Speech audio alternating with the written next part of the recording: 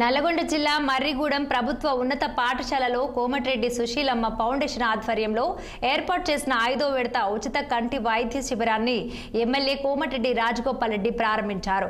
Ribbon cut చేసి జ్యోతి ప్రజ్వలన గావించి ఐ క్యాంపును ప్రారంభించిన రాజగోపాల్ రెడ్డి ఇప్పటికే 682 మందికి కంటి ఆపరేషన్లు విజయవంతంగా పూర్తి చేశామన్నారు. మునుగోడు నియోజకవర్గంలో కంటి సమస్యతో బాధపడేవారు ఏ ఒక్కరు ఉండకూడదన్న లక్ష్యంతో ముందుకు సాగుతున్నట్లు చెప్పారాయన. ఇక సుమారు 10,000 మందికి కంటి శస్త్రచికిత్సలు చేయించేలా ప్రణాళికలు రూపొందించినట్లు వెల్లడించారు.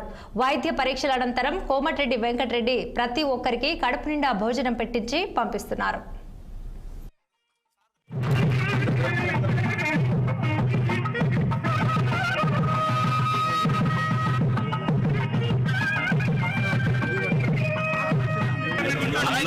కోటి